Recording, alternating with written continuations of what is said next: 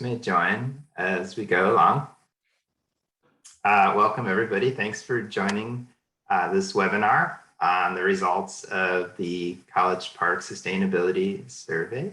I'm Todd Larson. I'm one of the co-chairs of the Committee for a Better Environment. For those of you who are not familiar with that entity, it's a committee that's chartered by the City Council, and the membership of the committee is selected by the City Council, and we meet monthly and we discuss sustainability issues and make recommendations to council on how to move forward on sustainability issues and engage the public in educational events and also do projects within the city to make the city greener.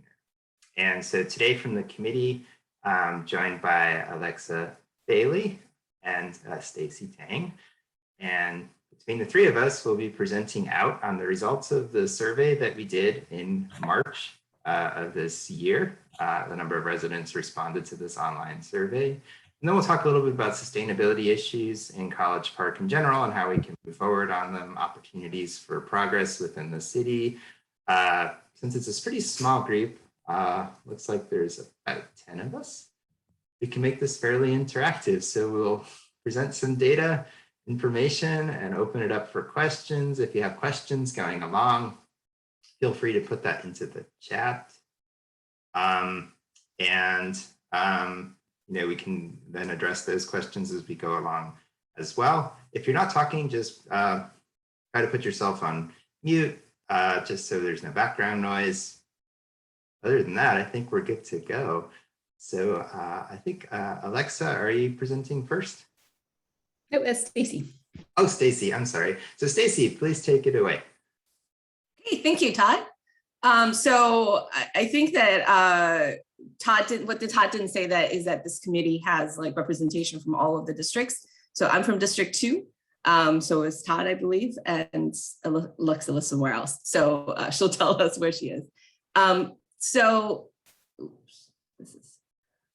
this is a survey that we have a fairly good response. So all we want is College Park to look like this, right? Like green and pretty and beautiful and sustainable. So hopefully the information from this set of this presentation is gonna give us information about how to make College Park better and more sustainable. So the survey basics, if you don't remember, so this is the who, what, when, where, why. So the committee came up with a set of questions that we wanted to ask residents. There were multiple choice questions and free response questions that were available for about 3 weeks in March of 2021.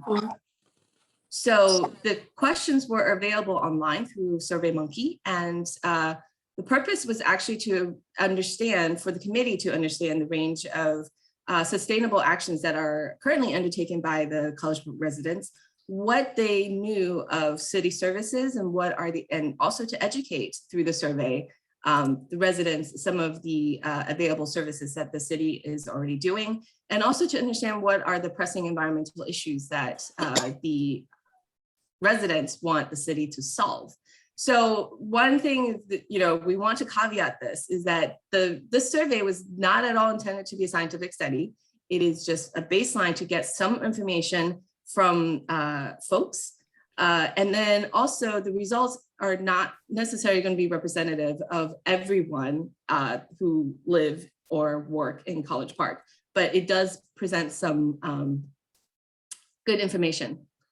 So to start, I want to talk a little bit about the demographics and those who have responded and how the survey may skew away from a representative sample of the city. So we asked for some age, household, and demographic questions in the survey. And as you can see in these results is that the age, those respondents tend to skew a little bit older than what our census data show. And then but the household size is representative. The type of homes most of the respondents live in single family dwellings that they own. So this is a lot different from the typical College Park resident. Many of our fellow residents rent their houses and rent their homes and they live in townhouses and apartments. We have a lot of those. And then obviously during the year, we have a lot of students, but most of the respondents are unsurprisingly not students, and they live in College Park. And then I have a distribution of where they are in terms of College Park districts. This is not so even though the numbers here show that there was highest participation from districts 1 and 3, we don't actually quite know what the distribution of the population is in these districts. So we may have oversampled the districts 1 or 3 or not. But so these are some of the reasons why this survey is not necessarily a representative survey or a scientific study, but it does give us some information about what residents do. So of the 187 unique responses, here are some of the results. Well, never mind. I want to talk a little bit about the global impact and why we did the survey. So the survey, we're going to do the survey in 3 parts. So I'm going to talk about some of the data that we've captured in terms of personal actions. Alexa is going to talk a little bit about the available services that the city has, and then Todd is going to be the closer and talk about some of the top sustainability issues and what more we can do to make the city sustainable. So we want to break up into what the residents are doing. We want to break them into high impact areas that are going to be helpful in terms of making a greener world, and then also lower impact areas. So the areas that I have binned them into are sort of represented in this figure to the left. This I pulled out from the 1.3 degree lifestyle, and this is the a study that was done recently on how do we meet the Paris Climate Agreement numbers. But what I really wanted to capture is the actual data that were taken. So these were measurements, they were data from 2017. And these numbers are from 5 different countries. And this is a lifestyle carbon footprint. So these are tons of CO2 emitted per capita per year in these different countries. That's why China is so small relative to Finland, because it's per capita. So you can see that, the total tonnage, Finland may look huge, and then but breaking them down into areas of nutrition, housing, mobility, consumer goods, and leisure and services, you can see that the fractional contribution from these different areas are highest. So if in nutrition, housing, and mobility. So if we make small changes in these areas, it may be higher impact than the other areas that are also good by consumer goods and leisure. It's just so we can have a difference of things that we could do that are higher impact versus lower impact areas. So this is, so for the personal actions that came out of the survey, this is what I'm going to talk about. Is there a question?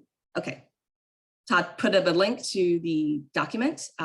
Thank you, Todd, in the chat. And then, so here are the results. So the top 3 rows are the higher impact areas. So this nutrition, housing, and mobility. So what do our respondents do? So 58% of our respondents buy local food and produce. This is great, right? So you have, we're eating better and eating more locally. Housing, 68% have reduced energy by adjusting their thermostats. And then mobility is about 1/3 of the respondents use mass transit and bike to work, and only very few residents do carpooling. So we can see that, in the high impact areas, maybe we can do a little bit better in the mobility, but I think we're doing great in terms of the nutrition area and the housing area. So to the lower impact areas of consumer goods, these are your materials and recycling. So we are great at recycling and doing reusable stuff. So this is excellent. So our residents are reducing their consumer goods. However, we can still do a little bit better in terms of composting more and using greener products. In terms of leisure, everybody, maybe this is a COVID response. Everybody's spending a lot of time outdoors and gardening. So this is great. We're contributing to better our health as well as our environment. Some of the questions that were included in the survey, whether our respondents did, were in terms of education and outreach. So this was not been in terms of the 1.5 degree lifestyle. So I think that we have about 46% and research the ways to make more eco-friendly lifestyle, and then about 36% talk to others about issues related to sustainability. So in terms of education and research, we can do a little bit better, but I think that this is also part of why the survey is a little bit skewed, because I think that the respondents all are very motivated to live a sustainable lifestyle. So so maybe that they already know many of the ways, but obviously we can do a little bit better in terms of outreach and education as well. So we had a free, we have an open response section, which is what else do our residents do that were not included in the survey questions? And here are an example of 6 that many of that have multiple responses. So many want to reduce single-use plastic, walk and drive more, walk more and drive less, apply more some gray water concepts, even more plant-based diet and less red meat. And then organize community garbage cleanup, and then also use air dry laundry. So I've underlined the 3 that are that can be bin into the more higher impact areas, and then the other 3 that are in the low impact area. So all of these actions that our residents already do contribute to better environment and higher sustainability. So that's great. And then what about the higher impact areas? We talked about housing and mobility, and that's related to energy use. So we think about the top line are the stuff that we are already doing well. This has had a high response rate. So 97% use LED light bulbs, good. So 88% have Energy Star appliances, change their HVAC filters regularly, and install home upgrades that are more energy efficient. But there are some areas that we could do better, that we could encourage adoption. So 43% have, only 43% use high efficiency furnace or air conditioning systems, 20% switch to renewable energy provider, 14% purchase hybrid vehicles, and 9% have actually plugged in EVs, and 12% install solar panels. So as you can see though, that there's a difference between the top actions and the bottom actions. The top actions are in overall sense are relatively cheap. The areas that are in the lower areas are, a little bit more expensive for, particularly the EVs, a little bit, and the solar panels, a little bit more expensive for our residents to take on. So we should encourage more personal actions that don't cost much. So for example, the one about switching to renewable energy provider, that is something that is actually relatively cheap to do, and the cost-wise is per kilowatt hour is about, not too much more than traditional energy provider. So I think that is something that we can encourage residents to adopt more that are not going to cost too much. And then in the areas of lower impact area, but still great, is sustainable outdoor practices. So what we already talked about, a lot of our homeowners already garden because they have gardens. But if you recall that not a lot of respondents live in apartments or townhouses where they don't have a lot of land, perhaps, to garden. So that is something that hopefully we can provide more space for folks to garden, because it's something that people enjoy. And then some of the areas to encourage adoption is that, plant trees on their property, use one or more rain barrels, and water permeable parking areas, which is which would be good in parts of College Park that are susceptible to flooding. So again, some of these things that we can encourage adoption is, say, tree planting. So College Park has a tree planting program. Perhaps this is part of the education and outreach that our residents are not aware that the city could actually help planting trees, because trees are expensive to plant. So hopefully that, with more education and outreach about what existing city programs we can do a little bit better and encourage adoption. So Alexa is going to talk about the available city programs in the next section.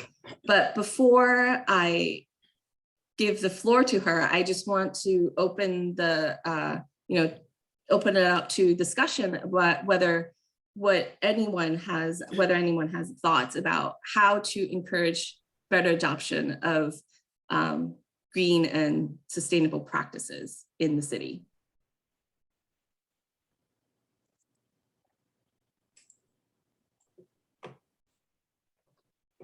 As far as the idea of switching to renewable energy, I think it would be nice to maybe send out, a flyer or something that lists where to go for that. So it's anything that makes it easier for people. I think, it removes a hurdle, and it's just more likely that they're going to take care of it that day instead of next month or something. Yeah, I agree with that. So I think that I need to, maybe Ty can chime in, is whether, the committee represents the city in some sense, right? We don't want to promote specific providers. So we could provide links, I think, to research, like, here is a good place for you to start your research. We probably can't say, go to this provider. This is a good provider, it's just that difference. But that point is taken, and we'll see what we could do as a committee to spread that.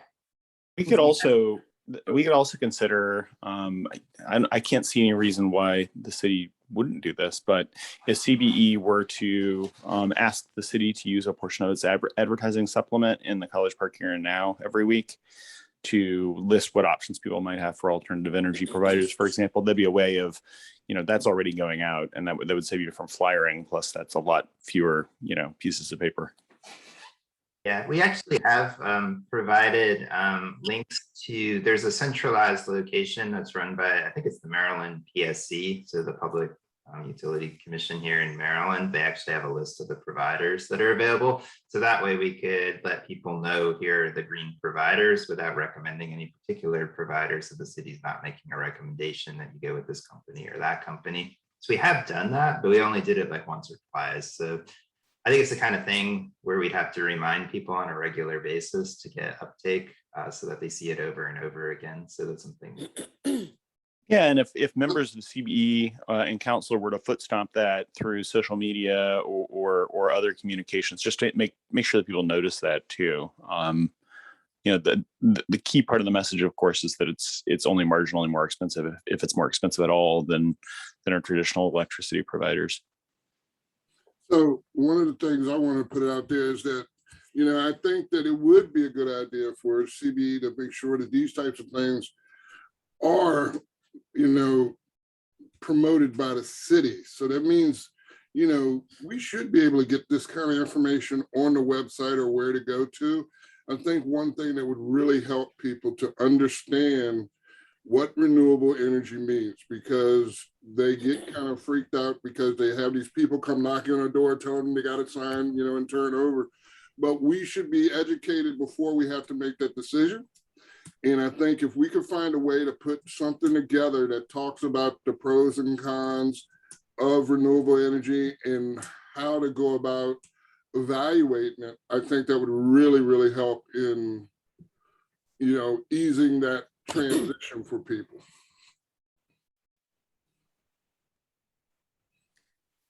Okay, I thank you. was going to just chime in and say, yeah, I think having some kind of web presence that's permanent, because I think the issue with flyers or advertisements, it can help raise awareness, but just to that readership. And if someone is looking for that information 3 weeks later, they may not find that. So I like this idea of trying to get some kind of permanent presence for this.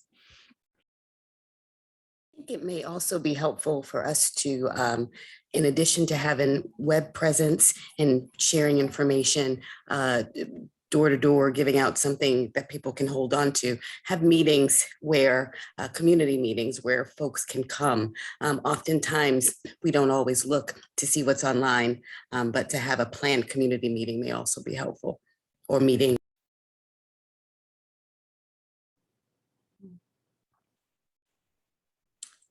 Okay, I I think think there's oh, sorry. I was go going to ahead. point out that as your survey indicates, though, we have a real problem penetrating multifamily in the city. And obviously some of the multifamily will not, on this particular issue, it won't make a difference, right? Because they're owned by one entity that purchases all of the electricity, or at least it wouldn't make a difference on a unit by unit basis. But there are others where they purchase their own electricity that we have real problems getting into. I mean, I'm pretty sure the here and now isn't often even delivered in some of these large apartment buildings. And people in the buildings, for example, the buildings in around the edges of the city, in some cases, people don't even know that they live in the city of College Park. So it's just it's a conundrum and something to think about. There's a real opportunity for impact, but it's hard. Yeah, thank you. So I'm going to take the question that is, going to read the question that is in the chat, and then maybe we can have a discussion. The question is, does the city have any policies that apply to actual government parts? For example, city building decision-making for travel, purchase efficient vehicles, use of bike and officials. It would be nice to show that the city itself is doing this already and lead by example. If that is the case, then that would be a real strong sign to engage the population. So I am aware that some of the vehicles that the city uses are either hybrids or electric vehicles. Anyone else? The city has created energy efficiencies within the properties it owns by switching to like LED lighting and so forth, and done efficiency upgrades. And the city also has solar panels on some of the buildings, including the Family and Youth Services building in College Park has a lot of solar panels on it. The one thing I don't know is, I don't think the city has a document illustrating all of the things that it's done, including the vehicles you just mentioned. So that's one of the things that could go on the city's website. I don't know if any of the council members have any insight into that, but I have never actually seen a document that lists all the things the city currently is doing. That's actually an excellent idea, to get a footprint on the website that could be used to address those issues, and see a matrix as things change. You see what the city is trying to do, where, the things that are coming down the line, and you'll be able to, actually see it change on a weekly or monthly basis. So I really think that's a great idea, and I think we need to take that back to our city manager and get it moving. Yeah, there's also a suggestion that we could put some of this information in the City of College Park resident guide in the chat. So it would help. Okay, so speaking of what the city can do, I think I'll hand this over to Alexa, who will talk about city services. And I'll let you advance the slides, Stacy. So before we move on, I just wanted to highlight just a sampling of the specific comments that we got in that open response. Stacy really nicely summarized them. I just wanted to give you a minute to see the kinds of language that we saw. So a lot of language related to decreased consumerism, reducing plastic waste, not buying from larger corporations, trying to support small businesses, repairing stuff, buying less stuff, buying eco-friendly products. So people, wrote in a lot of comments along these lines. Next.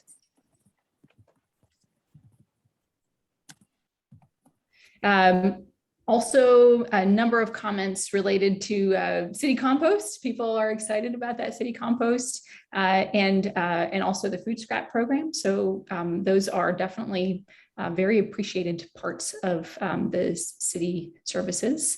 And also a desire to see that compost program expanded. So that bottom left one, they love it, but they would love to see curbside pickup of compost so that they don't have to get into their car to drop off their compost. And then a number of comments related to being in their yard or in green spaces. So trying to leave their leaves on the ground, not using pesticides, choosing an electric lawnmower, and removing invasives. So those are the kinds of comments we saw relating to the outdoors. Next. And then in blue, some comments related to food choices, eating less or no meat and dairy, reducing beef consumption, more fruits and vegetables, purchasing fruits and vegetables that might otherwise go to waste, called ugly fruits, and eating just more plant-based products. Below that, commuting and movement. So more biking, more walking, trying to conserve gas, trying to take public transit.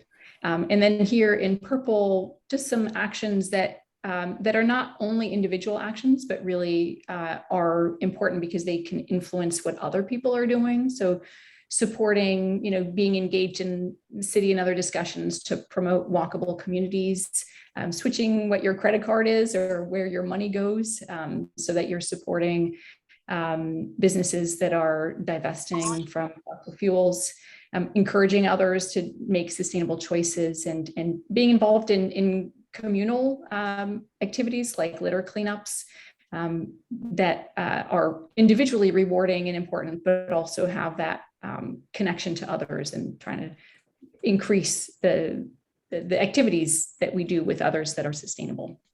So I just want to give you a sampling of those. Next, Stacy. So we polled on knowledge about and participation in some of the city programs that we have that relate to sustainability. So here is the results for knowledge and participation in the tree and canopy enhancement program. So for anybody who's on here who may not know, that program provides up to $150 to homeowners to plant a tree in their yard. Interestingly, and this is probably, as Stacy mentioned, this is probably the respondents, although we don't know this, the respondents we expect were probably disproportionately interested in sustainability. And yet close to a third did not know about this program. So I thought that was interesting. And very few had participated. So only 8% of people had participated in the program in what is probably already kind of a fairly an engaged subpopulation within our city. So of the city services that we polled on, this actually had the lowest participation and the least familiarity. So I think that's an opportunity we have for increasing awareness about this program, as well as decreasing hurdles to participating. Next. So just wanted to highlight, this is how, if anybody's on the call who does not know about this program, this is the city has this great trees page where information about tree plantings and other information about trees is located. So that's where you can go. And wondering whether people who are on the call, if you're here and didn't know about the program, or did know about the program but haven't participated, what you see is the barriers to that, as well as from city council people, what they're hearing about in terms of hurdles beyond just awareness, the hurdles to participating in the program. Anything worth sharing out? Yeah, so I've talked about this program a lot with residents in District 3, and many who have used it have been satisfied by it. Others who are aware of it have not used it because, $150 doesn't really go very far in terms of planting a meaningfully sized tree. And thinking that we need to both reduce the friction, but also reduce the amount, or increase the amount of subsidy in this program. It's something I anticipate we're probably going to talk about in the next couple of months, and I bet we'll have support on council for that. You know, really increasing the incentives for people to plant native species on their property. Can I? Yeah. Hi, I'm Anaí. We're under Urs and Anaí, but I'm not Urs. I'm Anaí. Yeah, I wanted to. So we do know about the program, but this year we kind of organized this thing just with our green team, and I think that this is kind of highlighted the actual problem with this program. In our neighborhood, there's a lot of people interested in planting trees, but very few people have actually participated. And so we sent an email to the neighborhood saying, hey, if you want to participate, just fill in this form and we'll pass it on to Brenda. You don't have to do anything. Just give us the thing. We'll give her the contact and she'll contact you. And we got 23 people that signed up. And this was over 2 weeks. And these people were very excited. Several people wanted more than one tree. And this was a very low investment action. It was really creating a spreadsheet on Google. You know, it's like the dumbest thing ever. And it worked really well. And I think that this really, for me, it kind of showed that the problem is not necessarily, you know, there's of course the money. People will always be more interested if there's more money in, but it's really the fact that one has to contact the person, call, send an email, wait, make an appointment, submit the form, and do all these things. That it's even hard, you know, I was trying to put this thing together and it was even hard for me to find them on the website, knowing the website. And so a person that maybe is interested and wants to know more, it's really hard for that person to actually get to the point where you don't get discouraged by the time you finally found the information and could send an email. So I would say doing anything that can make this be not a form that has to be submitted in whatever format, that it can be just like a Google form, a link, you click and put the name, your email, and they contact you, and that's it. No more than that would be really important, because really people want to do this, but it's just too complicated. And people have other stuff to do. And if this is not their 100% priority, you know, top priority, they won't do it. They would do something else. I agree with that, Ani. I also think that providing a higher touch customer service experience, you know, technical assistance, for example, because planting a tree isn't as easy as just throwing a sapling in the ground. Like, there's a lot of other things you have to do to be able to make it successful. And people might be hesitant to do that if they know, well, it might be hesitant to do that because they might feel as though they don't know enough, or they might not be able to do the things to be able to make it a successful tree planting. I mean, it sounds like one of the things we're hearing in both of those comments is trying to move it from kind of an individual action to a group action. And so if there were, you know, 3 times a year, there were, you know, the kinds of efforts that NIE just described, so that people felt like they were part of a group and they were going to get kind of helped along through the process. That could be useful, as well as I was thinking having people who have participated in the program, asking them then maybe the following year, you know, would you be willing to lead one of these efforts, as like NIE just described, because they do know how the process works. So trying to use that previous engagement to kind of snowball that. Yeah, and one more thing, because this was another thing we realized in this, is that on the website, and this is very confusing, and I think that it's not misleading, but it's confusing. And if one doesn't go and like searches more, it becomes a barrier. It says that this is only for people that have right-of-ways. And it's true, this is only for right-of-ways, but it says one has to have the space between the curb and the sidewalk. That is the right-of-way. And actually, that is not the only version of a right-of-way.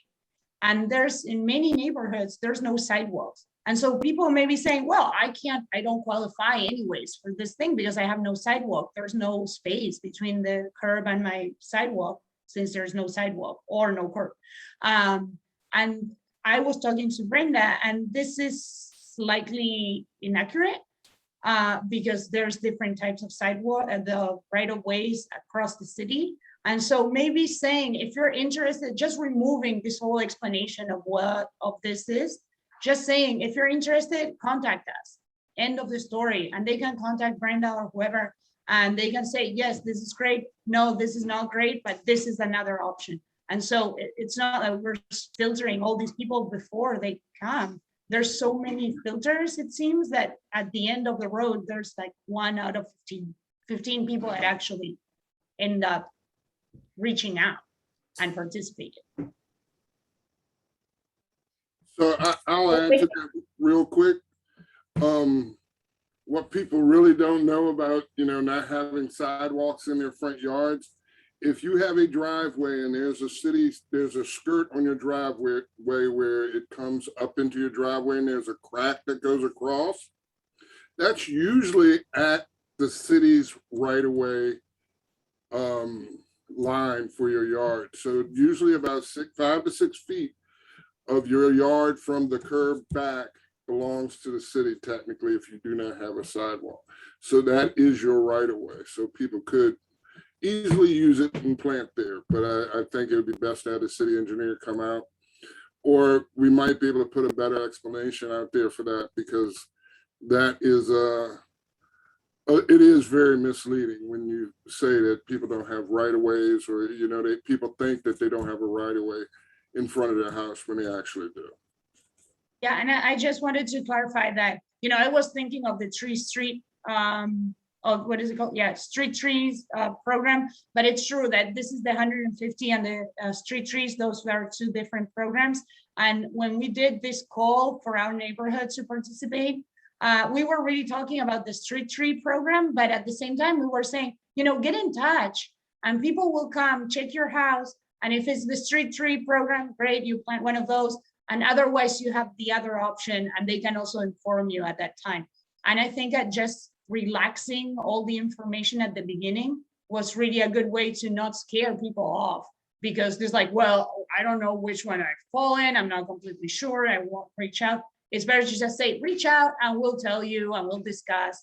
And I feel that that works really well. And that led really to people in our neighborhood planting both tree streets, which were not really being planted too much, but also people would participate more into the canopy enhancement program because suddenly they would have a horticulturist come to their house and they could talk about these things, and then they could figure a solution.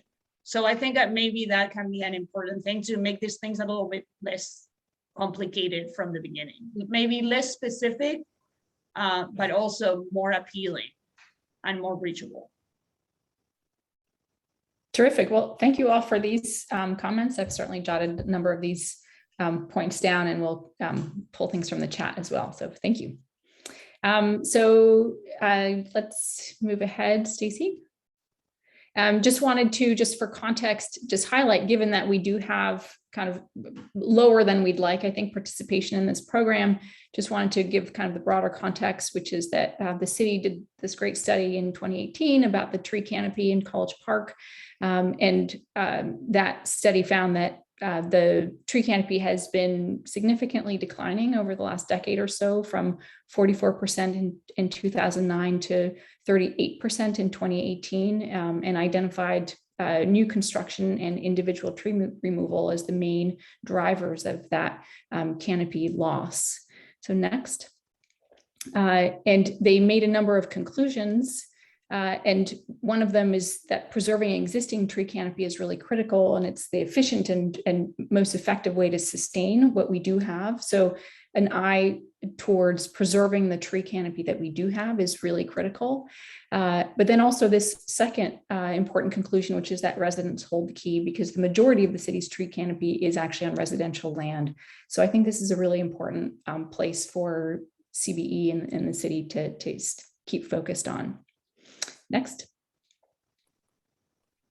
And I did also just want to highlight that we did ask about people planting trees on their property, and the participation in the city's tree program is only at 8%.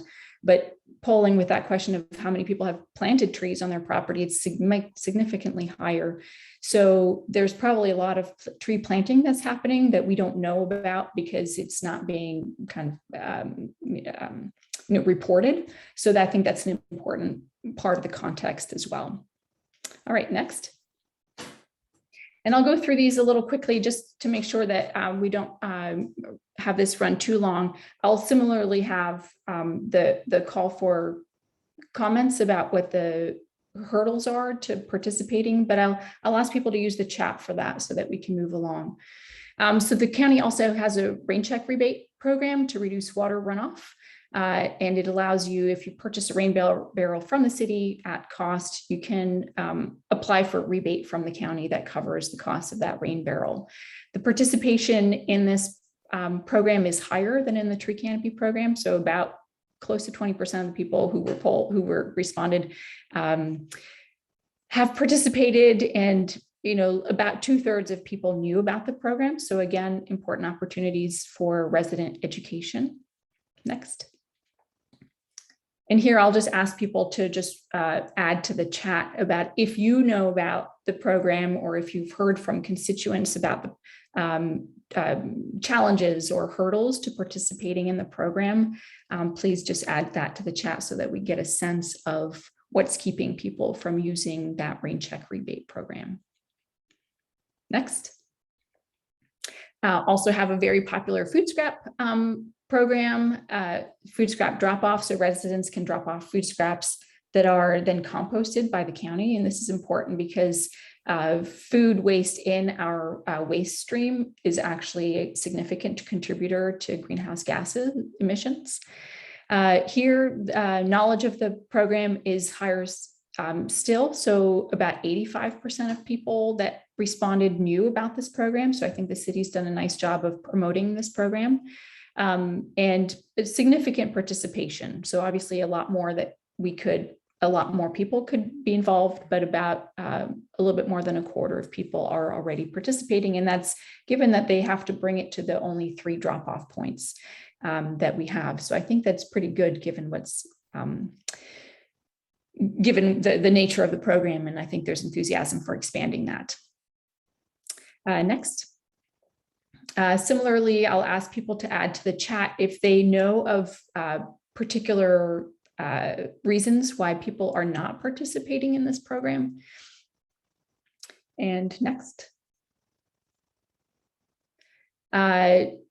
City also has several community gardens, and this is actually fairly well known. So about 85% of the people that responded knew about the program. So that's great. So we can keep building awareness about that, but that's already pretty high.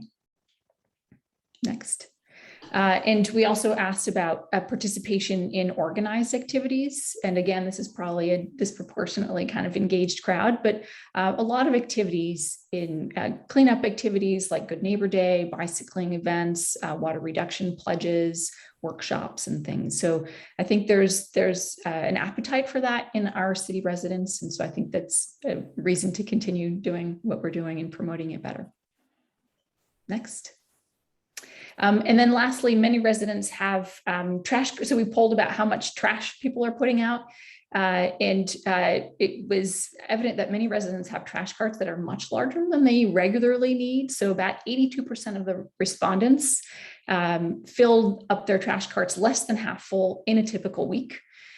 So about 40% have 1/4 full or less. Another 40 or so percent have 1/4 to a half. And then, about 17% have more than a half full.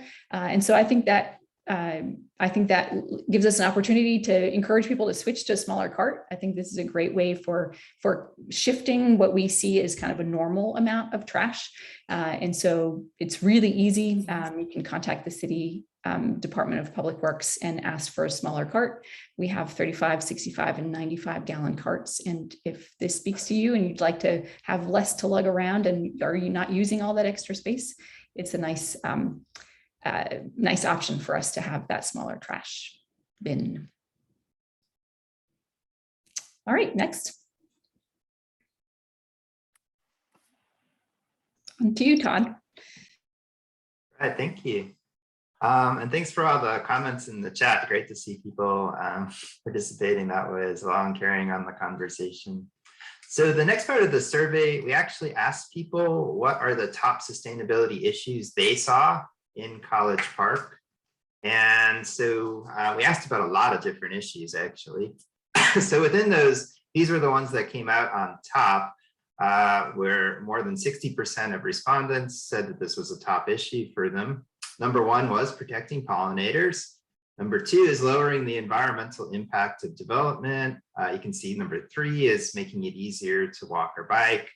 And then after that, reducing the volume of waste going to landfill, increasing the number of trees, increasing green spaces and access to them, and reducing litter. Rounded it out at 60% of respondents said that that was a top issue for them.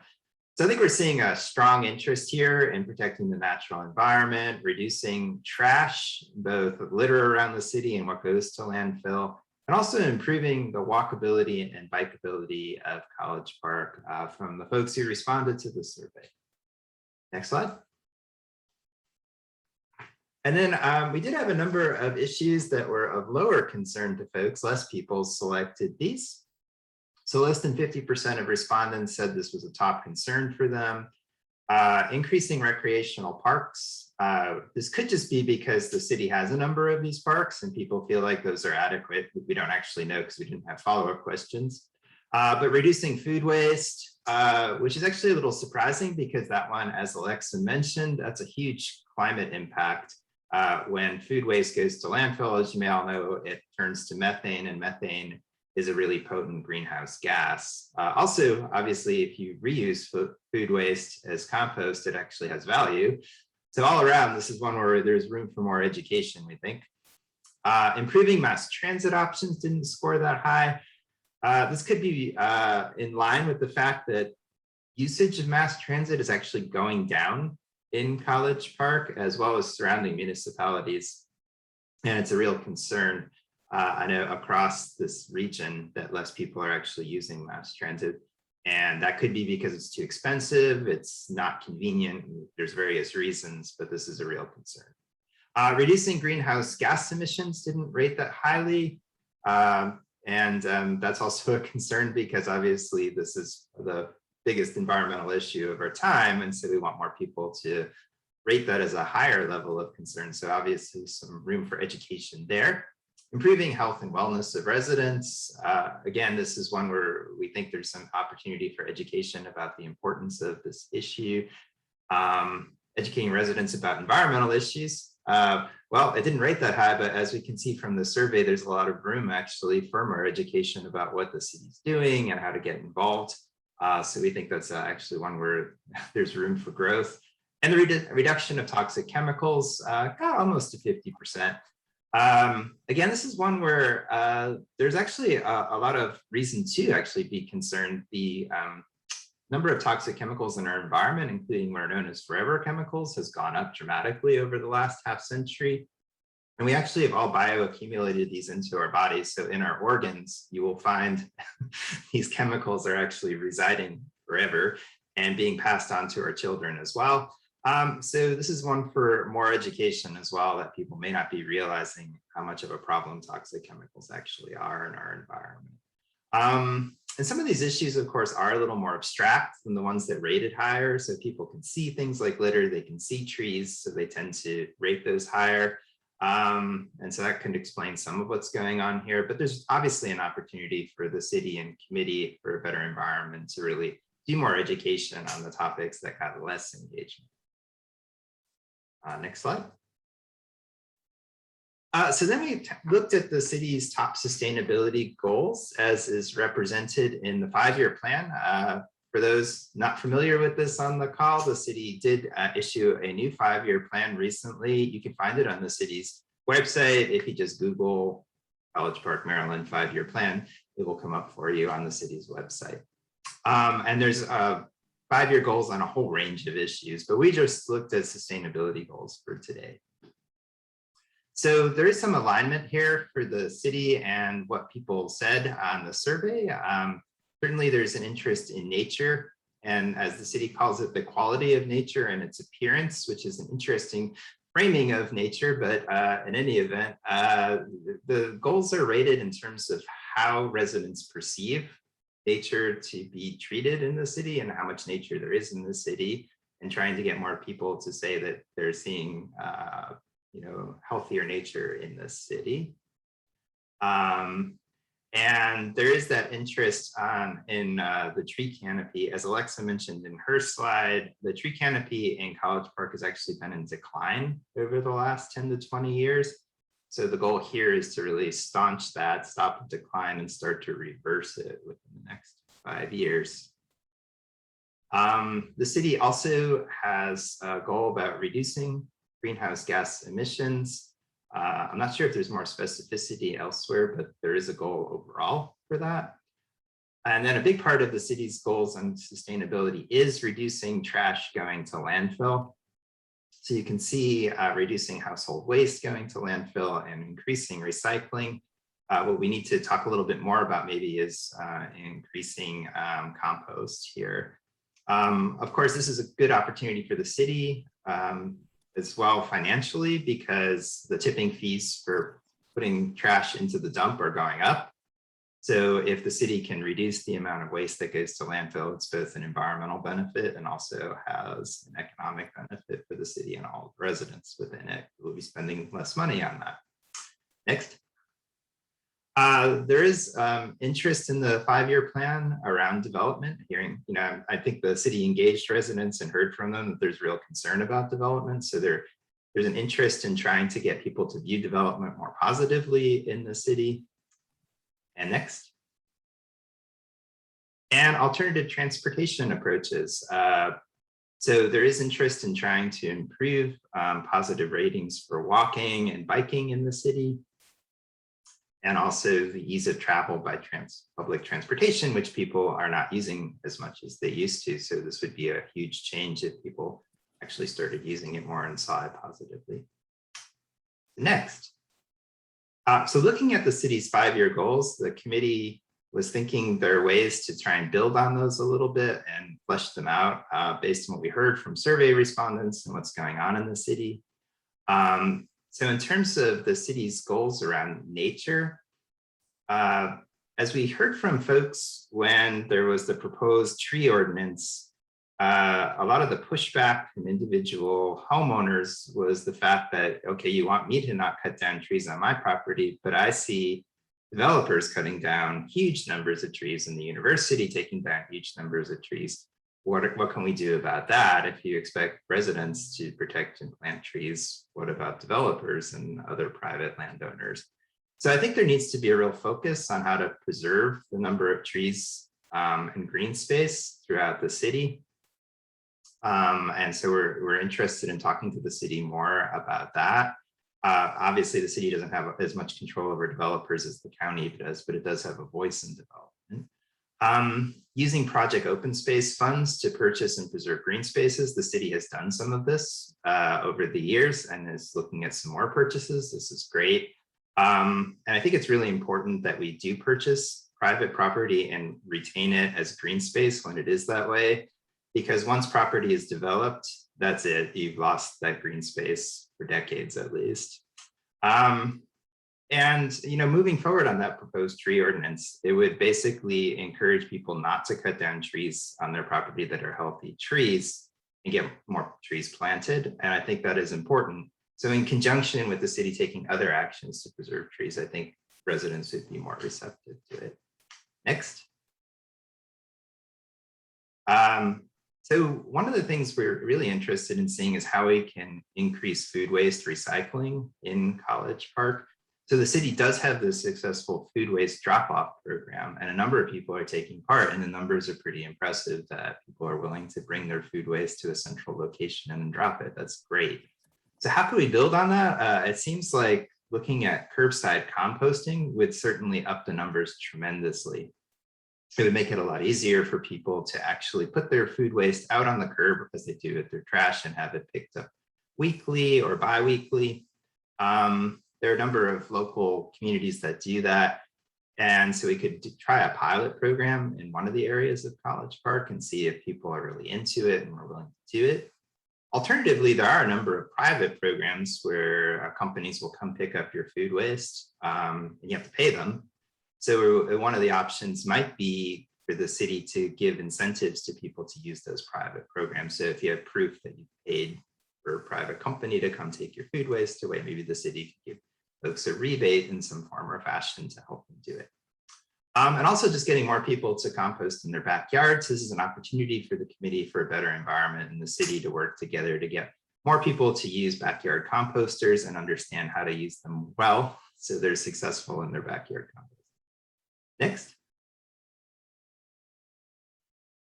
There's also obviously recognition from the city on the role that development is playing. So the questions here that we have for council members and the city is how can we can work with the county better to ensure when developers, they are actually trying to preserve more trees during development, either by developing on spaces that are already been developed land or developing on grassland that doesn't really have too much trees and doesn't have too much ecological value. And when they do take down trees, how can we make sure that they replace trees locally? Because right now the county's rules are if you take down trees, you have to replant them within the county. But what developers do is they take down trees in College Park and they plant trees far away from College Park, which doesn't actually benefit our tree canopy, reduce our heat islands and provide a better natural environment within the city. So that's a real concern. And how can we preserve more of that green and forested space that's still developed, that still is around, and make sure that we're actually redeveloping more of the space that's already been developed? How can we work with the county to try and work on zoning to make sure that's what's actually happening in the city instead of tearing down trees to actually develop land? Next. And in terms of improving options to increase accessibility, there's some good work going on in the city and within the county to create more walkability and bikeability in College Park in particular. It's one of the major cities where this is going to happen, hopefully, in Prince George's County. I know the council has been, and the city has been very active on expanding the Rhode Island Trolley Trail north of Greenbelt Road to make that a much safer way to bike through North College Park, and I think that's really great. And how do we build on that and encourage more bike lanes around the city, for example, and more sidewalks? And how to get folks to use more of the mass transit, since it's actually been going down, and finding out why people aren't using it and are there ways to make it more accessible for people so that they actually use more mass transit. Next. So before we move on to this slide, though, were there any comments on what the city could be doing coming out of its 5-year plan? Building on that, are there ways to address some of the issues that residents have about developers that people have on the call? Or are there issues that came up?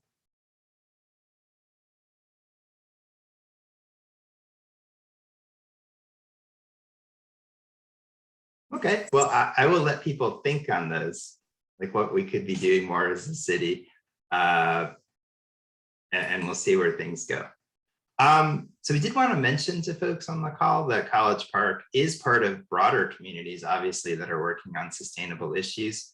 We're already plugged into those, and there's ways we can build on our connections to local communities, the county, and the federal government to build sustainability in College Park. So College Park is part of Sustainable Maryland, for example. Sustainable Maryland is a nonprofit program run out of the University of Maryland. A number of municipalities belong. And the idea is to try and encourage sustainability in all those municipalities and then have them learn from each other about how we can collaborate to create a more sustainable Maryland. And within that, there's a Route 1 working group. So all of the towns along Route 1, starting down at the district, right there, Mount Rainier, coming up our way and going north, we meet regularly and talk about ways that the entire Route 1 corridor could be much more sustainable.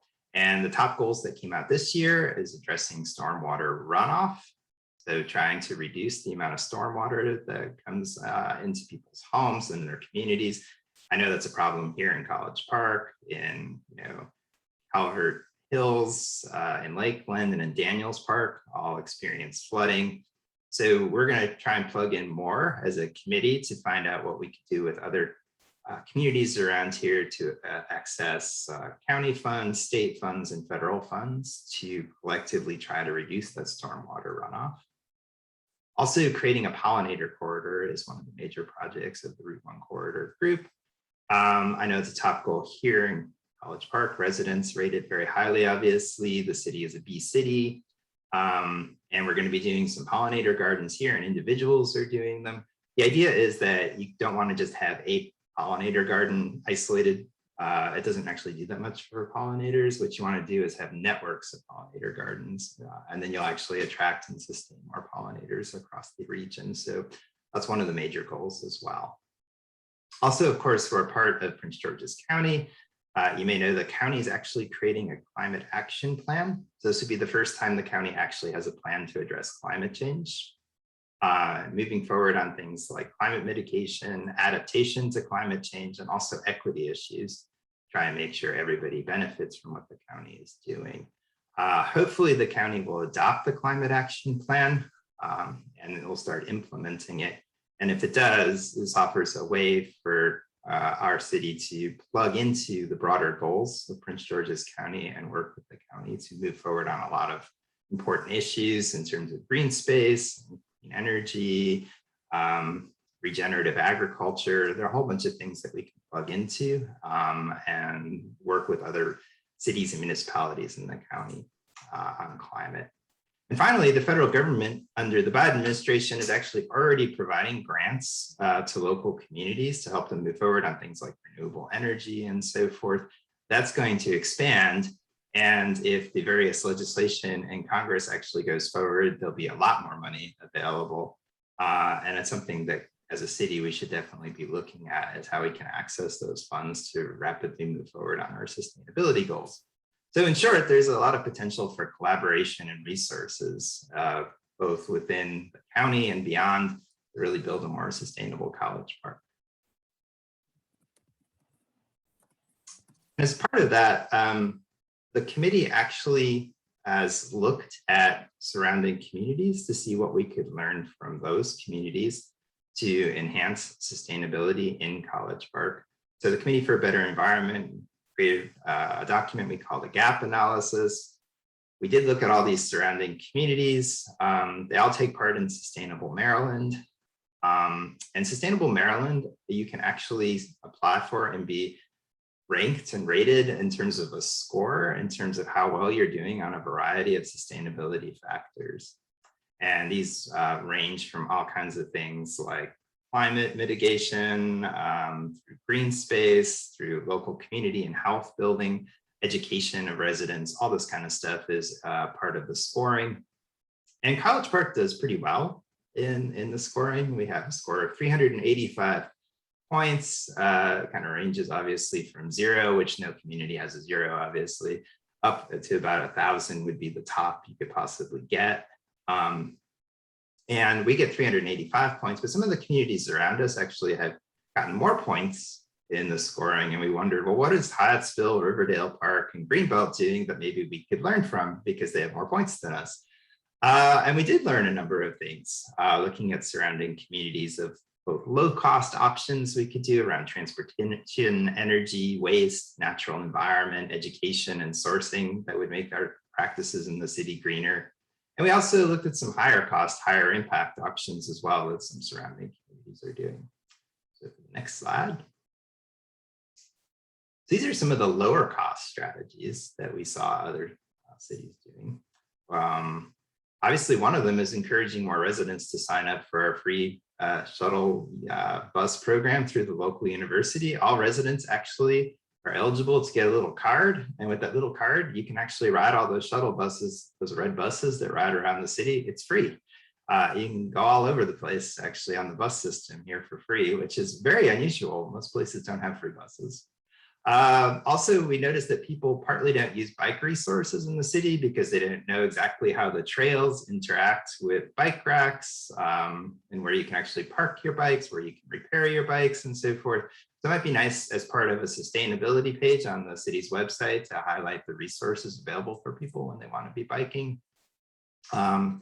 As Alexa mentioned, a really simple thing to do, and a lot of municipalities are doing it, is actually just moving banking and investing out of entities that support fossil fuels, divesting from fossil fuels, and supporting investments that actually are creating solutions to climate change instead of driving climate change and other problems.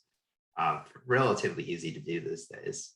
Educating residents on weatherization and energy efficiency saves tremendous amounts of energy, also saves folks money. Lots of people are not living in weatherized or energy efficient homes, and we could help them with that, something the committee could do with the city. Encouraging new developments to have things like green roofs, green walls, and more tree plantings around those developments, and incentivizing that. Educating residents about the importance of protecting the watershed. This is one that the committee is already active on this year. We're actually going to be painting a number of the storm drains with cool artwork that shows the animals that actually will be impacted if you dump the wrong stuff down those storm drains, and using that to try and educate people why they shouldn't dump stuff down the storm drains. Reducing pesticide use in the city. We're a bee-friendly city. The problem is if you plant pollinator gardens, but then you use high levels of pesticides on private or other property, you're actually creating more problems because you're attracting bees, but then and other pollinators, but then you're dousing them in pesticides. That doesn't really work very well. There are obviously also other implications of using pesticides, particularly on private property. Planting more of those pollinator-friendly gardens, and then labeling them. So there are a number of municipalities that have big signage explaining to folks that this is a pollinator-friendly garden and what it's doing and why it's important and how you can have one in your home. More programming in green spaces so people really appreciate the green spaces we have. Labeling nature and highlighting its importance across the city so people understand the importance of the nature that we do have. Again, here the committee is active on this one as well. We're working with the city to label trees up and down the trolley trail so that people know which trees they're looking at and their value. And hopefully people will get excited about those trees. People will want to plant those trees at their homes as well and protect those trees because they see the value of creating that sustainability page on the city's website that we discussed. I think that would be great so people understand what the city is doing, how they can plug into it better. And creating sustainable procurement guidelines for the city. A number of municipalities have these. Basically, you're looking at who do we buy our supplies from, and how do those entities do on things like their green practices, their equity practices, their diversity practices, and let's try and shift our spending as a city to support suppliers and other entities. They're doing the right thing. Next slide. Then we also saw some higher cost, higher impact actions in other municipalities that we could consider. Increasing the number of electric vehicle charging stations. This one is great because a number of people would love to have an electric vehicle, but they don't have a driveway. They don't have a way to actually charge the car. So what they need is actually being able to plug the car in, in the municipality's lots and so forth and charge it there. So this would help to create more uptake of electric vehicles, both used and new. Developing open streets that are free of cars. There are a number of municipalities that do this all over the country and around here. It doesn't have to be all the time, but actually closing off a street for the weekend, for example, even, and letting people then take part in like a fair. They could be like art fairs sometimes. Sometimes it's just food that comes from local restaurants is served there and people eat it. It creates an atmosphere where people have more community. It also makes them feel safer because there's no cars driving on that particular stretch of street. So that's an exciting one that we think could really work in College Park. Providing loans and grants to residents to help them weatherize their homes, make them more energy efficient. Here, there are a number of folks in the city who probably can't afford do this upfront. So the upfront cost is what's stopping them from doing it. Maybe there's a way at College Park, working with other entities, drawing down on funds that are increasingly going to be available from the federal government. We could help folks do this for their homes. It'll save money, it'll save energy, it'll reduce the climate emissions from the city. So it's a really positive program. That curbside compost program that we've been discussing, if we could pilot that, we could see how well the uptake is on it and see if it really works for folks. Again, this would be a huge reduction in methane emissions if folks did it. Either this or backyard composting, either way, would be a huge benefit. And purchasing more of that green space and preserving it. So building on the purchases the city's done through Project Open Space to try and buy more land that's currently green, currently forested, and just preserving that for the future would be really, really amazing. Next slide. So based on all of that, I see there's some comments in the chat. And then we thought we would just open it up at this point for thoughts of where the city might go based on what we presented, based on what you've been thinking. Floor is pretty open to anyone. Go ahead and share with us what you think about where we could go as a city.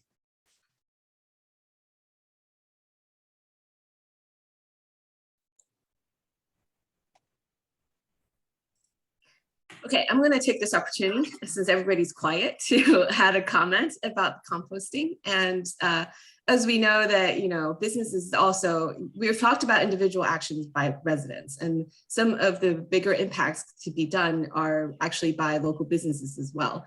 So one of the things is that, for example, for the composting, we know that local restaurants have a lot of food waste. But where their food waste goes is not being tracked by the city, is not really part of the city waste stream. So maybe one way we could do this or to help to motivate more local businesses to be greener and more sustainable is to create partnerships or incentives from the city that, between business and the city, so that you can be have more sustainable practices and reduce greenhouse gas emissions and reduce landfill. So it's separate from individual action, but that could have higher impact as well. I love that idea.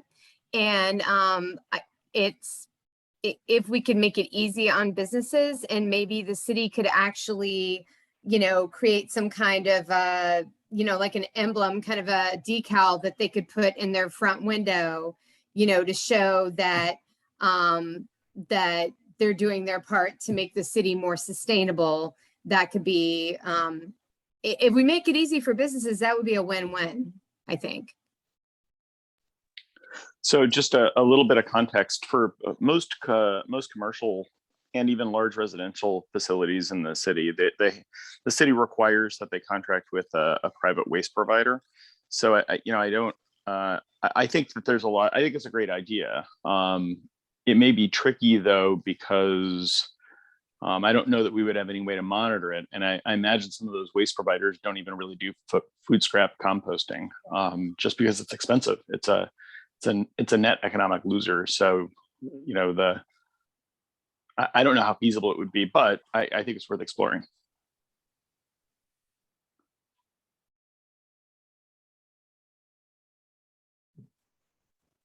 And in terms of the compost expense, I know that the tipping fees are going up for dumping into landfill. To some extent, does that help to offset? This is more for the city, not for the private entities.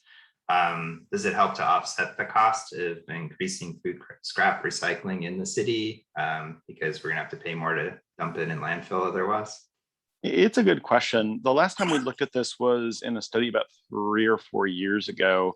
And as I recall, the economics were so starkly different that I'm not sure that, I think the tipping fees would have to go up a lot to be able to make that, sort of be an offset.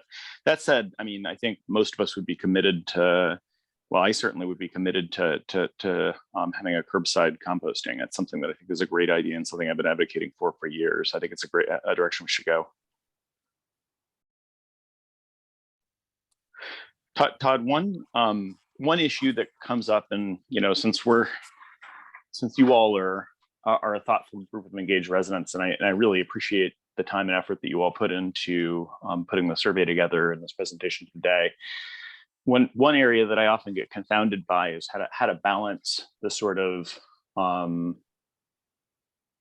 needs to want to retain existing trees, forest, and green space with the countervailing force of people actually wanting to live in the city of College Park. Because of course, we have increasing number of people in the city, and the demand for living in the city goes up year over year over year.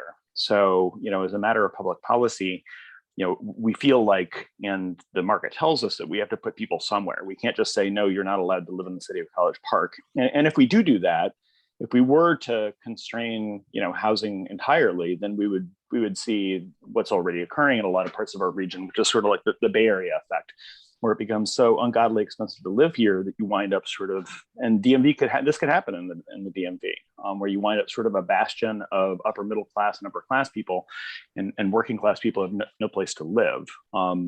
So I would love thoughts about ways to be able to balance that.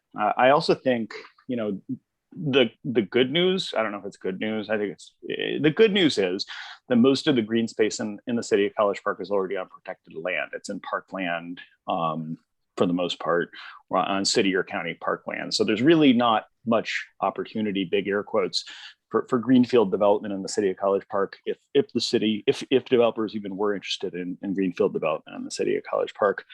But I think we're going to have to come to terms with the density thing.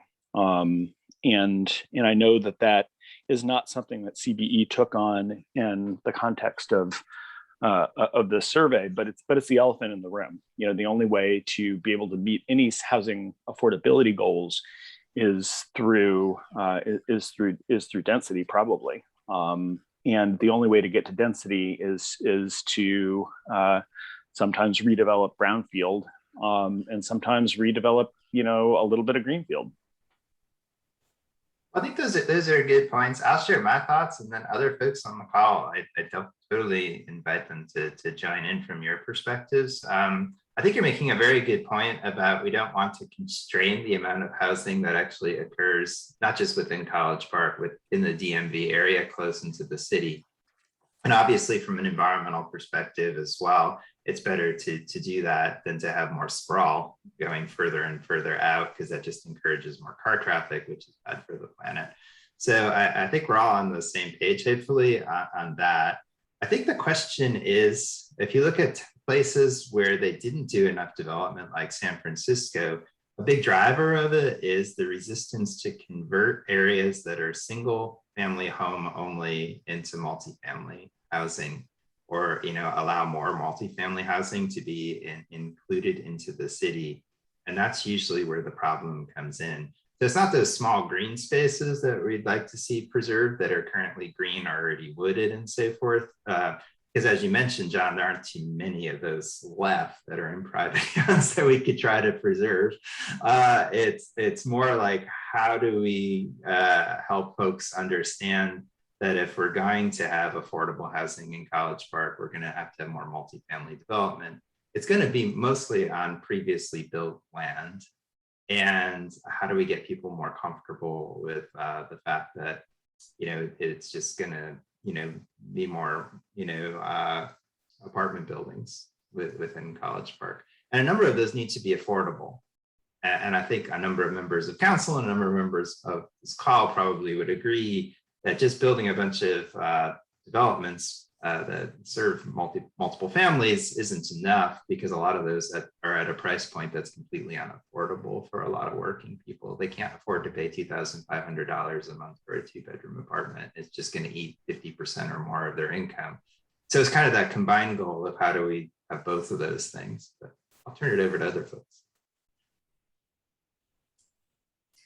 I'm going to add in that, for having multifamily dwellings does not mean you can't have more sustainable green architecture, right? So I think Todd brought up that, think about green walls, green roofs, so all of those things add to the canopy, and you can still have multifamily dwellings.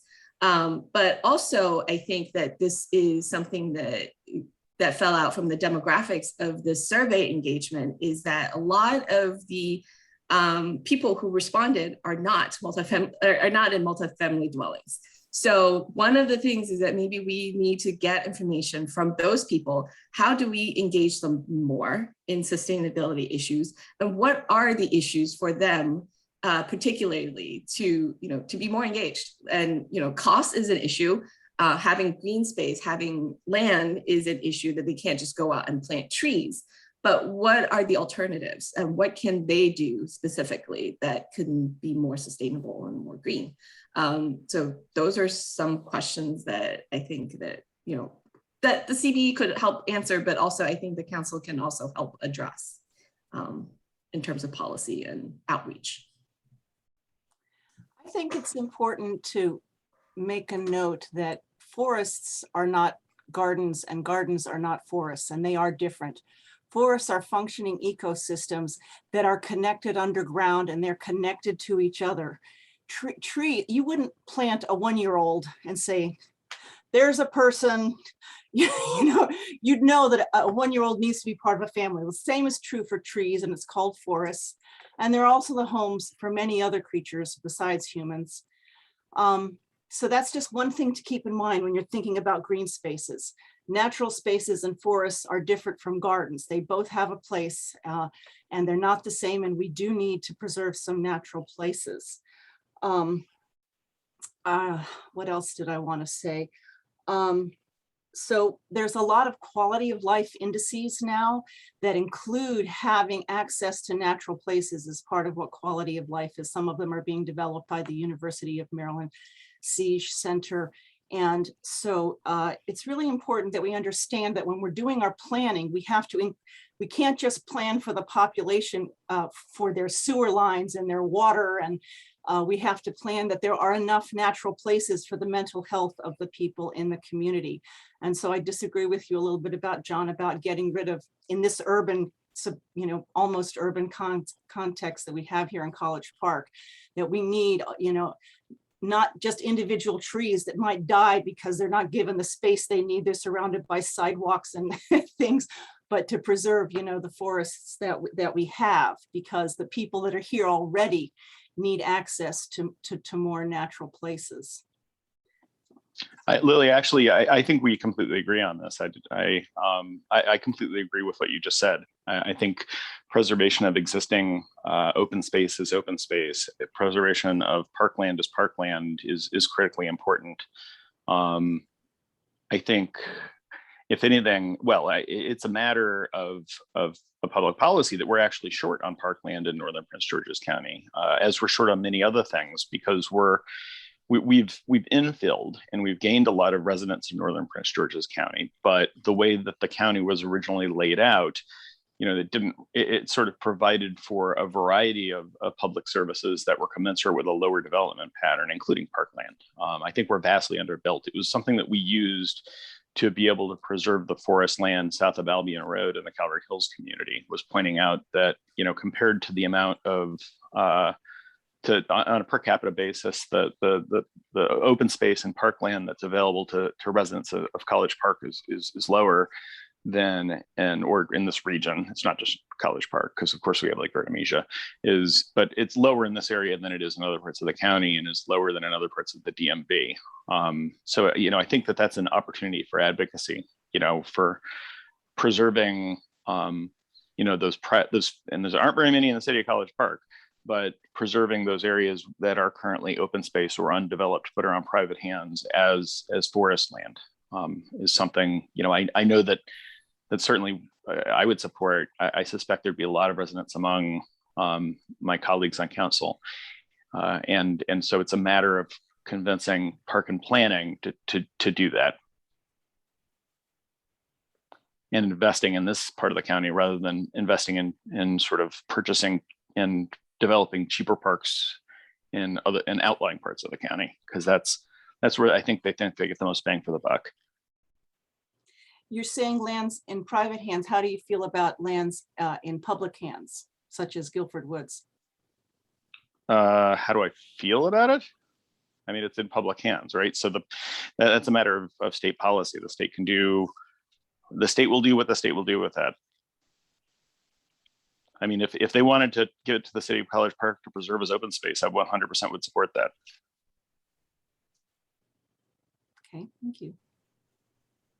Yeah, I think the concern with Guilford Woods, as I understand it from folks, is that there's this desire to have more graduate student housing that's reasonable enough, somewhat affordable, and other development would go there. I think there's this false dichotomy that happens where, well, we have to put it there at Guilford Woods, when this, the University of Maryland has a lot of parking lots. It actually has more parking lots than any university I've ever been to in my life. And so you have this impervious space that creates water runoff, which is bad for both the university and for College Park. And people are just wondering, why can't the university actually redevelop some of this parking lot space into graduate student housing and do it in such a way that it would actually create less water runoff than the current parking lots do? And it would fit in with the university's goal, its stated goal of saying they want less people driving to the university. They want more people using mass transit, living nearby campus and walking to campus and so forth. So all around, it would work. Anytime anyone points out this fact to the university or other officials, at the county and above levels, it's always stated back that, well, this is just an emotional attachment that people have to woods. And that it's not practical. It's like, well, why is it not practical to redevelop a parking lot that you don't really need? Like, it's very hard for people to appreciate that. Why can't you redevelop the built environment instead of destroying natural environment? Yeah, I can't, it's hard for me to comment on state land that's not in the city of College Park. That's something that I try not to do because we have enough issues just commenting on things that are in the city of College Park. But I will say, as somebody who's been involved in housing issues in the region for a long time, that when it comes to affordable housing, there's no trade-off free way of creating affordable housing, right? So the university, and this is just my dispassionate view, the trade-off that they're choosing is to spend less money in exchange for a public-private partnership that results in tree loss, right? Like that is the trade-off that they have on the table. Other trade-offs, would be a greater degree of public subsidy, for example, and the university hasn't wanted to go that direction. I don't know why they haven't wanted to go that direction. I could speculate. Affordable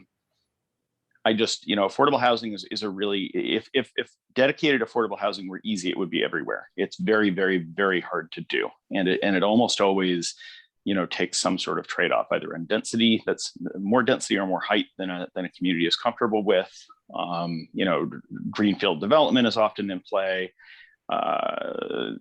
Vast public subsidies are often in the conversation, and you just kind of have to choose which one of those you want, which one of those trade-offs you want to make. And again, I'm not sure the university is making the right one, but there's almost always a trade-off. There's no trade-off free way of creating, dedicated affordable housing.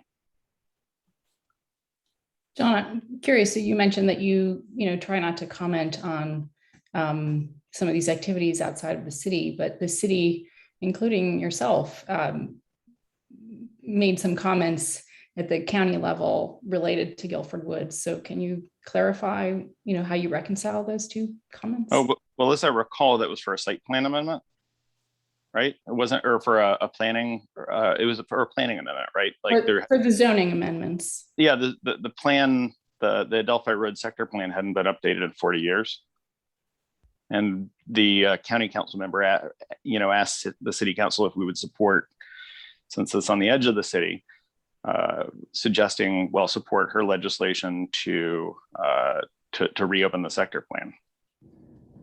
It was a very simple request, the sort that we get all the time, and it seemed to make sense at the time. Right. I mean, I think, although, some of these areas that we're commenting on are right at the edge of the city, I think it's still part of our, natural landscape that gets impacted by those kinds of actions. So, I mean, I think this is a really, I think we all would love tons of park space, green space, and tons of affordable housing.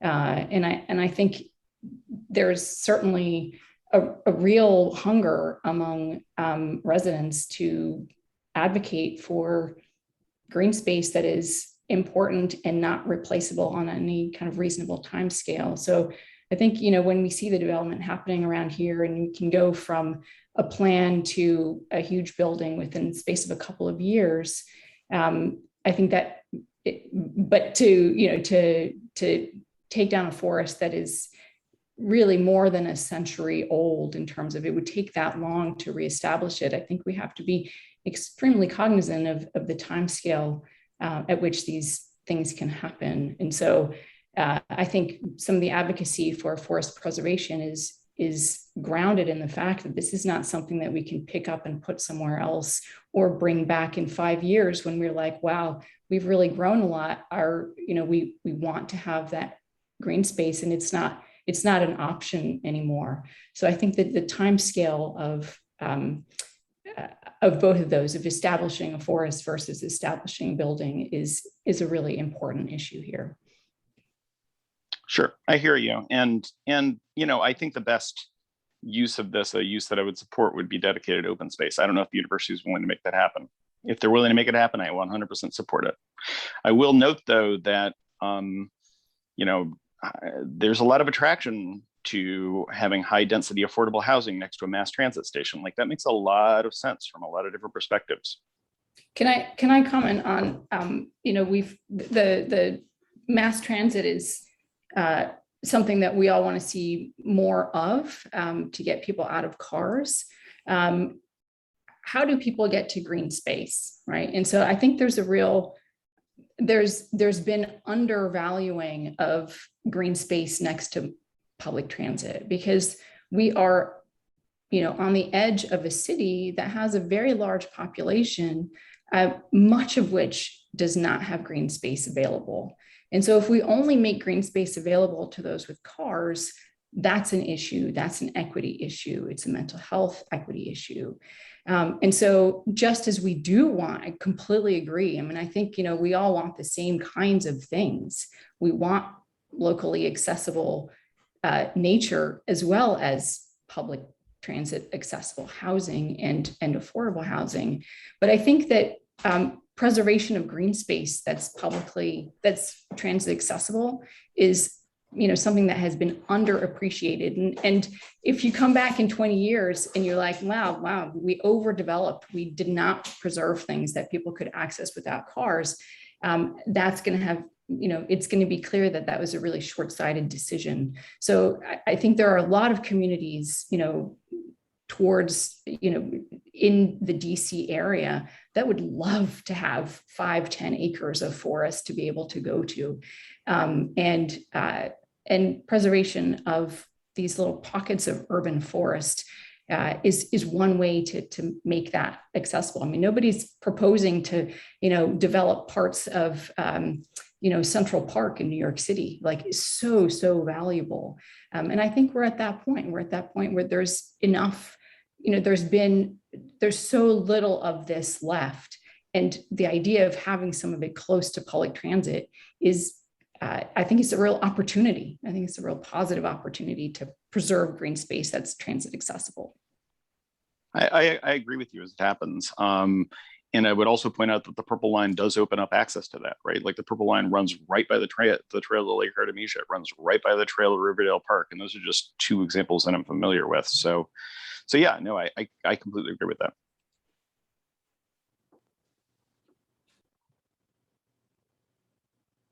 Are there other topics that people wanted to highlight from today's presentation, just so we get everybody's voices in the room? Stacy, you might want to take down the slides. That way everybody can see each other better in their little squares. Thanks. Good. Yeah, I was wondering, and maybe somebody on this call knows the answer to this, but is there any kind of trade-off as far as, when developers have to replace trees somewhere in the county, And what I have heard from a lot of people is that part of the challenge of getting them to replace those trees within the boundaries of College Park is that there is very little land left within the boundaries of College Park that the city actually controls and can, designate as a spot where those trees can go. So I'm wondering if there's ever been discussion of allowing developers to, rather than planting trees out elsewhere, maybe doing a green roof or something like that as an exchange kind of factor. And I don't know if you think that would be a valuable way to approach that.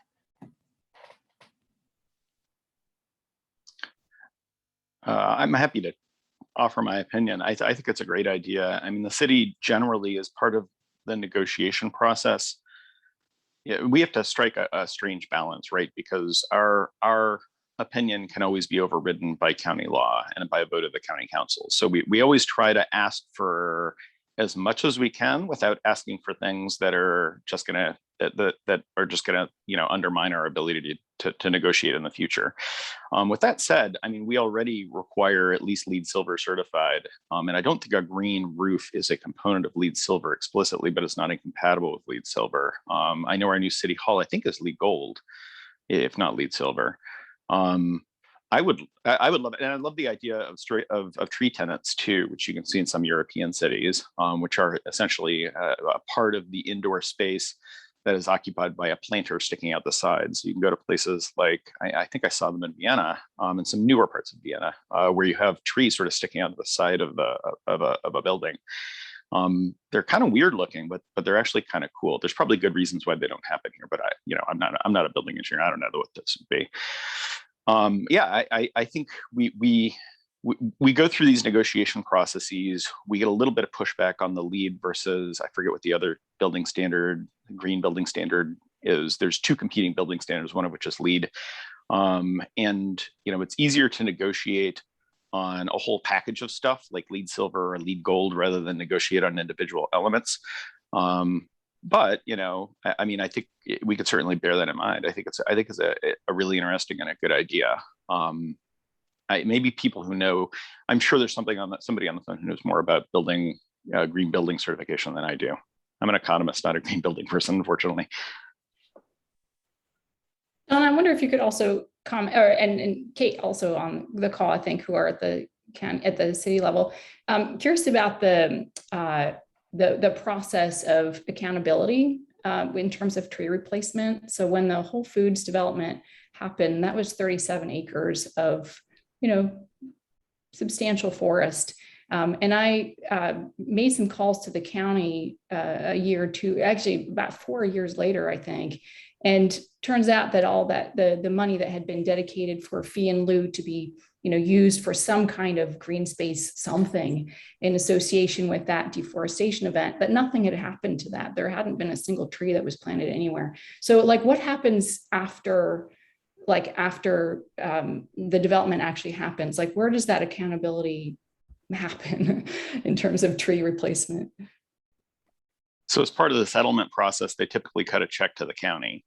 The county, I don't know what happens in the county, frankly, for lots of different things. I know that the county has dedicated open space set aside in the rural tier of the county, which is mostly in the Croom and Aquasco area, where they do a lot that are old farms that they're doing a lot of tree planting on. So I would expect that that's where a lot of those occur, if they occur. But what we can't do very easily is to sort of track a dollar from the city of College Park and point to a tree in Croom and say that's the tree that was planted because of a fee and lieu in College Park. The county department of the environment would be a great place to start inquiring about that. I mean, when I looked into it, oh, go ahead. Sorry, I do know, and sorry, I've been out for a run, so that's why I've been off video, but enjoying the nature on this call. It's been very nice. I do know that, or I believe that there was a recent meeting with the county, with the Tree and Landscape Board, and the advice was if we would like to present a plan for tree replacement. So if we have a project that's taking trees down, that some cities have been successful in keeping trees in their area, when they come to the county with a plan, but they have to have a specific plan. And so I think that could be an option moving forward. I'm not sure. Does that make sense? Am I making sense? My jog not eaten brain might not be quite there yet, but hopefully that I'm articulating what I'm trying to say. So I think there are some options, but it's going to take a lot of coordination. And I know the Tree and Landscape Board has already started that process, but it's going to require a lot more. Yeah, I mean, you could imagine city and county owned parks being places for tree replacement. On some level, but we also have very popular amenities that depend upon the non-presence of trees, like playing fields too. So we would have to make sure that we strike the right balance there. Building on what Kate said about the meeting with the Tree and Landscape Board with Parks and Planning about the fee in lieu payments was one of the things that was discussed. And it was specifically the city of, I think, Glenarden that was able to negotiate a little over $500,000 from fee in lieu payments from a shopping center that was built there because of the fact that they had established this tree canopy plan. I don't know what the name of it was, but on that call, I asked, one of the things that the Tree and Landscape Board said was that we don't have a lot of space where there are already a lot of trees that we could say, you need to replace those trees if you built. We don't have a lot of future developments aside from Guilford Woods, of course, that would take down a lot of trees and would allow us to get those funds. And so I asked, is it the kind of thing that we might be able to retroactively collect fee in lieu payments that had been made for previous developments in College Park? And they said that, yes, that is actually something that might be possible.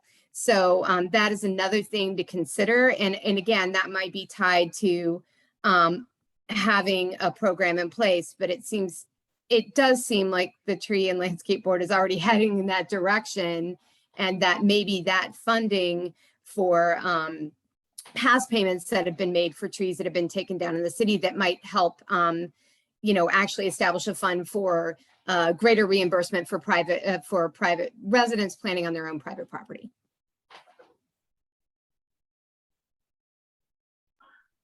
Yeah, it's an interesting idea. I will say that I think I'm committed. I bet Kate is enthusiastic about this too, because I know Kate about creating a larger yes tree fund in the city anyway, right? Like, so regardless of whether we're able to do this, it sounds like it would be somewhat complicated, and the easier thing might be to just take general fund revenue and stuff it into a tree canopy enhancement program that's bulked up. But regardless, the point that hopefully the outcome's the same. I think it's a good idea. We also invest substantial, as was mentioned earlier in the presentation, we invest substantially in open space through our Project Open Space funding, which is state allocated that we sometimes supplement with general revenue from the city to purchase land in the city for open space. Obviously, land in the city is very expensive. So we're only able to do kind of a lot at a time for the most part. So for example, you can imagine a single family house size lot, and that typically takes up 1 or 2 years worth of Project Open Space funding. So it's slow going, but it's doable, and it's something we do and are committed to doing. When the opportunity presents itself. Usually we can't buy like high demand land through that because the city has to be the lowest bid typically. So, if there are other people, so it's typically undevelopable land, if that makes sense, which you could point out is maybe a weakness of the program, and that would be fair. But it is a way in which we were able to get some land. So, for example, we've been trying to look at, and we've tried to get a couple of times, the land next to the Frog Pond in Old Town, what we now call the Frog Pond or the Sentinel Swamp Sanctuary. To provide residents more access to the Sentinel Swamp Sanctuary. And, I'm still pushing on that, but the person who owns that lot still thinks that he can develop it and refuses to sell it to the city if the city's willing to pay. So that's still a conversation that's ongoing, but it sort of illustrates why it can be a tricky situation.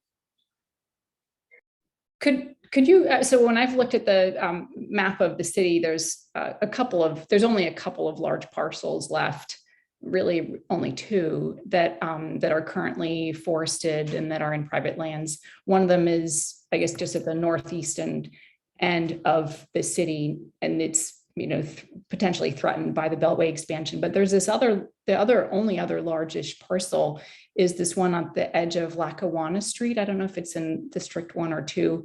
And I'm wondering whether the city council has, what their thoughts are on that parcel, in part, both in terms of whether there's any opportunities to have that purchased through some open space funds. And obviously it would be a bigger lift because it's a bigger parcel, but also separately, whether the city has been taking that into account if it does get developed in terms of its tree canopy, because that's a significant chunk of trees that are in private land that are, I guess, potentially on the chopping block, literally.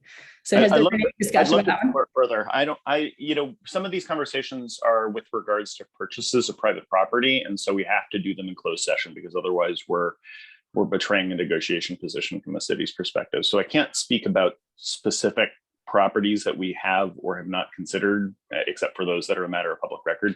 I don't think it's a matter of public record that we've considered that property.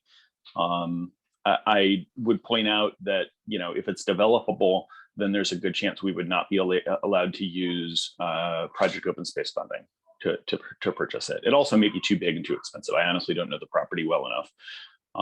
But I think some shoe leather advocacy and some pointing out on behalf of CBE could go a long ways towards illustrating, whether that's possible or not. Sorry, was that vague enough? Slightly vague. I'll check. I'll check in with you later well, the issue is details. that there's only things that we can only go so far to say things, without getting any legal problems. So that's Totally get it. Yeah, I mean, I can't remember what it is. It's like 5 or 6 acres. It's a significant chunk. So curious. Can you send me a screenshot of it, by the way? Definitely. Yeah. Email. Thank you. Yeah, will do. So just since we're approaching the end of the webinar, some of the things I captured that we definitely would like to move forward on, both as a committee and the city, and perhaps working together.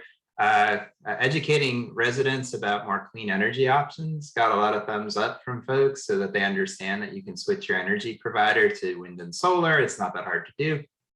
If you actually do the community-based solar program, I think you actually save money by doing that program. It's actually cheaper than Pepco if you sign up for community-based solar. So that might be an incentive for folks as well.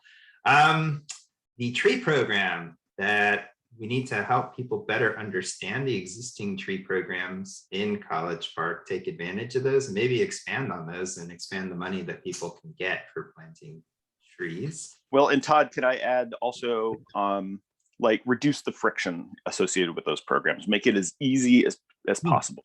Like reducing bureaucracy makes such a big difference in terms of adoption of public programs. And that strikes me as an area where we could really look at opportunities to reduce friction and create a greater incentive. Absolutely. So, yep, totally. So I think we're all on board with that one. And also the city creating, I'm just going to call it a sustainability page on the website of the city. But as Lisa pointed out, who was on our call previously, some people react very negatively to words like sustainability, green, and eco. So we might want to think about, what we want to call the page. But it sounded like there was a lot of support for that, so that the city can talk about what it's currently doing, what its goals are, how we're doing on those goals, like a dashboard. How the city's doing on a variety of metrics, and ways for residents to plug in and also be more sustainable, to use the word for the moment. So those are 3 things that I heard come from this call that are definite next steps. Did I miss any? Did people say like, oh no, we also thought we'd all want to do? Can I also just add, I don't know if this is a point in parallel, but you had, I won't call her out by name, but you had a Girl Scout on the call.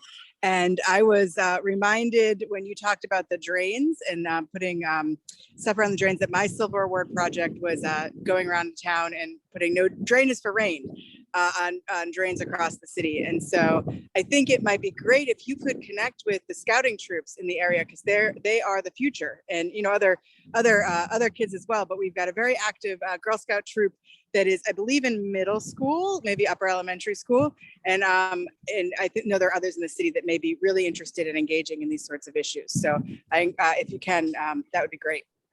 Thank you for putting this on today, CBE. It's been interesting to listen in. So thank you. Thanks for joining. Other thoughts? Anything else we missed where people are like, we should definitely move forward on this?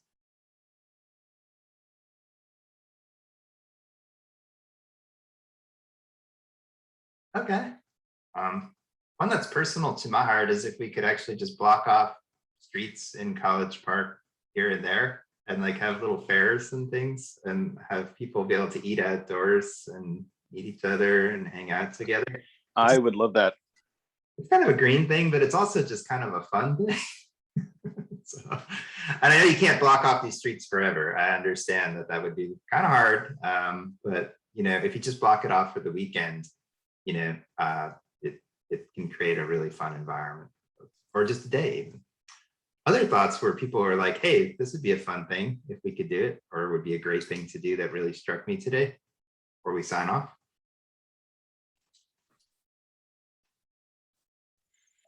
Hey Todd, it's Alex. Sorry, I lost my voice. But one thing I heard about was just bike racks in the city, and maybe making it easier to understand where those are, and understand how the city can impact putting more bike racks out. I was riding over on Route 1 the other day, where they're obviously redeveloping the road and putting up all those new developments. And I was surprised when I kind of stopped to get off my bike that I looked around. I didn't see really a single bike rack. And it's up over where I live, kind of, where Orange Theory and the hotel is there. And so just something along those lines that would make it easier to find bike racks and something from the city to understand how they can influence, putting in more bike racks, especially along roads like that. We also have funding that if you all see, I know that's somewhat outside the focus of CBE, but maybe not, I don't know. If you all see areas like that where there's needed additional cycling infrastructure, particularly inexpensive cycling infrastructure like bike racks, we have those right of ways, and we probably have money in a budget that we could use to be able to put a bike rack down. Like if there's areas of obvious need, Alec, I would encourage you to contact your city council member and just say, hey, you know what? I love cycling in this area, and there's no bike rack between this street and that street along Route 1. And I obviously can't guarantee it, but I think there's a good chance that we would be able to consider doing that pretty quickly. I think I wonder whether there would be an interest in sort of developing a citywide cycling infrastructure map too that would illustrate both what the trail connections are, but also like the WABA map, but maybe at a higher degree of detail at the city level. But also because we've created a bunch of cycling sort of like repair stations and stuff too. So it could be like, bike racks and trails and on-road bike lanes, share roads, and repair stations sort of thing. It's an idea. Yeah, that's actually something that the CBE has been discussing a couple of times. So I think we would be involved in that, putting those resources together. So I think, I can't remember who it was. It might've been Alec actually who'd found like an existing, map that we could add to or so. So I think we're on it. Yeah, also at our last meeting, we discussed how there are a number of green things on the trolley trail in College Park. And as it expands up to North College Park, and we're wondering, like some cities have a green street where they highlight all the green things on a particular street. I know Edmonston has one of those, and it's kind of cool. Maybe College Park could do something like that too, where we highlight things like we're highlighting the trees on the trolley trail. We have bioswale on the trolley trail. We have the permaculture garden. There are a number of things that are happening all along the trolley trail that are pretty green. And maybe we could kind of officially call the trolley trail our green trail, and encourage people to learn more about being green, walking up and down the trail. So, another area that I would love, I mean, if CBE, if you all feel like you wanted to do this and you were willing to scrub in a little bit, is on this stormwater retention tax abatement issue. As you know, there's a lot of tax incentives for stormwater management, like bioswales. Bioswales is what, of course, you saying that raised. But my impression is that it's very, well, having tried to use it myself and just sort of given up on the bureaucracy of it all, it might be an area where CBE could do some either provision of technical assistance if you all feel like you have the bandwidth to do that, or advocacy at the county level to just make it easier.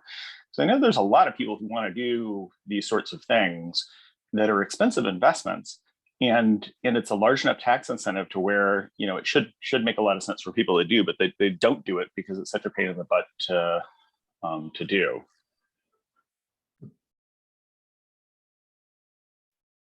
Yeah, that would be definitely a good one.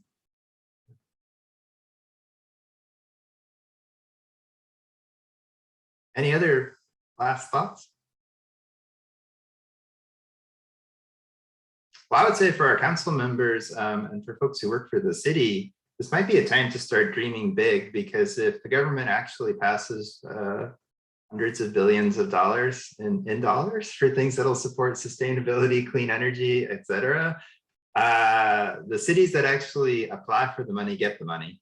And the last time this happened under the Obama administration, a number of cities who already are really good about sustainability things and had that infrastructure in place and that staffing in place and so forth applied for all the money and mostly got all the money. So you don't want to be left out.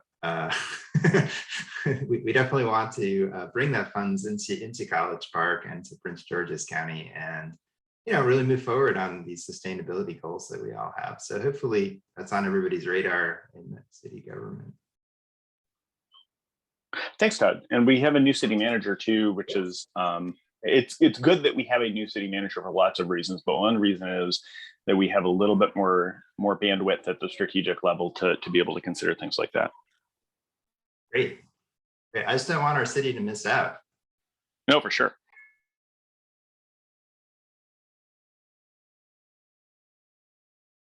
Well, thank you, everybody. Any last thoughts before we go? Thank you, everybody who stuck with us for the whole 2 hours. I only want to, reemphasize I think I speak on behalf of all the council members who were able to join today, just to thanking you all for brokering this conversation. This is such a great amount of work that you all have done. I think it sets a great future direction for CBE and gives us a lot to think about. And I really appreciate your continued service on behalf of our city, and the amount of work and effort and thought that you all put into the conversation today. I really enjoyed it. Well, thank you. And thank you for joining and taking part. Really appreciate that. All right, well, I guess with that, we could probably conclude the conversation. We're going to send by email to anyone who had interest the PowerPoint, as well as the gap analysis that the committee did.